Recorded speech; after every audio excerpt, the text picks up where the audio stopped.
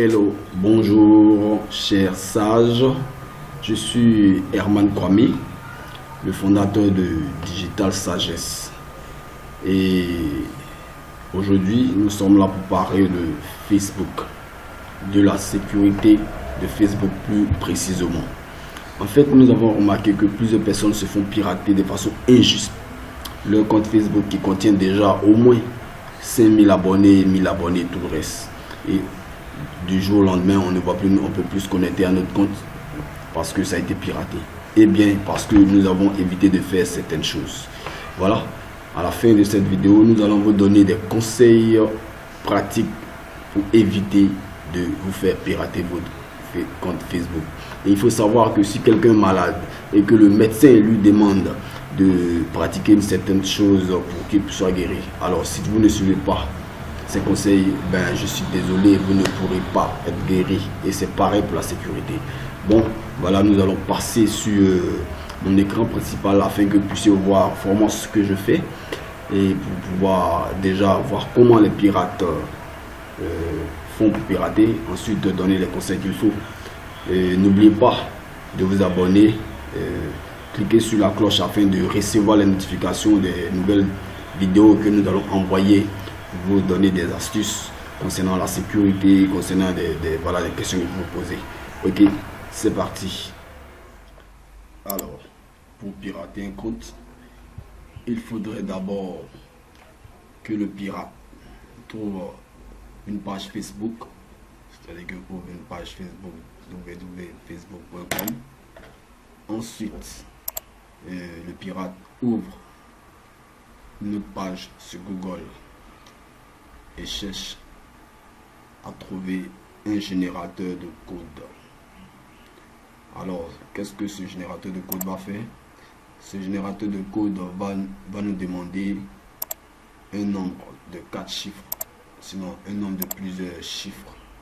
Comme nous sommes en Côte d'Ivoire, nous avons 4 paires de chiffres. Donc, on va chercher un intervalle minimum de 4 paires de chiffres. Ensuite, maximum de 4 paires de chiffres.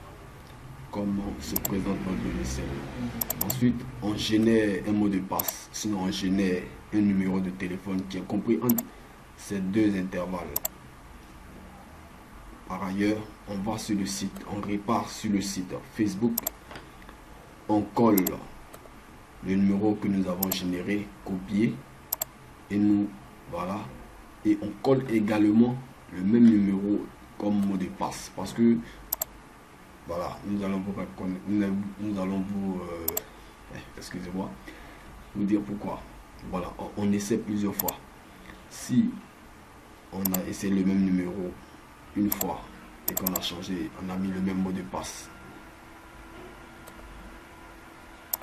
voilà, si on a mis le même mot de passe et que ça ne passe pas, soit on supprime 2 chiffres venant de ce même numéro avant ou après. On essaie en tout cas toutes les combinaisons possibles pour trouver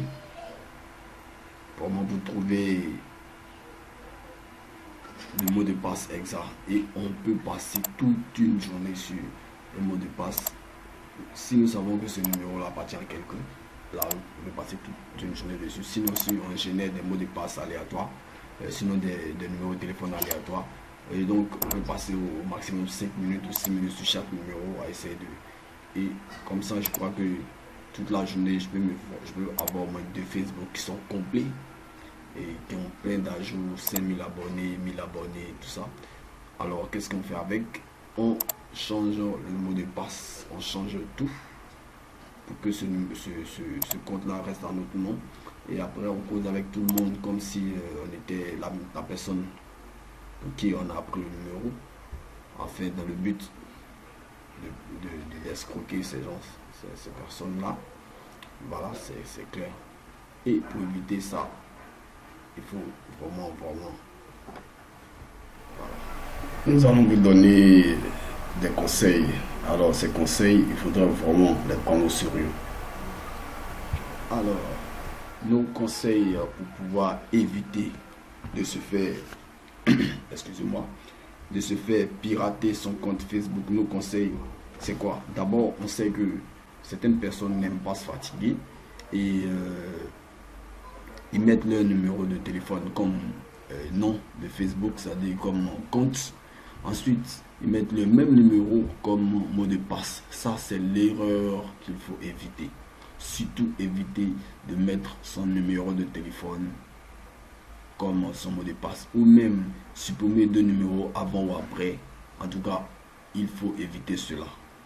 Ça, c'est le compte numéro 1. Ensuite, le conseil numéro 2, c'est que il faudrait éviter de donner votre numéro. C'est-à-dire que il arrive des moments où vous recevez 6 paires de chiffres ou des fois 3 et quelqu'un vous appelle pour vous demander que vous avez reçu un numéro, s'il vous plaît, est-ce que vous pouvez me dicter ce numéro? Je vous assure que si vous dictez ce numéro, vous avez perdu soit votre compte Facebook ou je sais pas, n'importe quel compte, parce que c'est pareil, c'est le même processus de codage, de sécurité. Et donc, en tout cas, c'est la sécurité la plus, voilà, la plus facile à faire, c'est éviter surtout de mettre son mot de passe comme numéro de téléphone. Voilà. J'espère bien que vous avez compris ce conseil. Et parce que sachez que un médecin qui vous dit prenez ceci, prenez cela, afin que vous soyez guéri, et que si vous ne suivez pas ce qu'il a dit, vous ne serez pas vraiment guéri. Donc la sécurité, c'est soi-même d'abord. Voilà, quel que soit le logiciel que vous aurez utilisé, tant que vous n'êtes pas sécurisé vous-même, je crois que votre sécurité sera vraiment toujours cassée. Voilà. Et donc je vous souhaite alors une très bonne journée et à bientôt.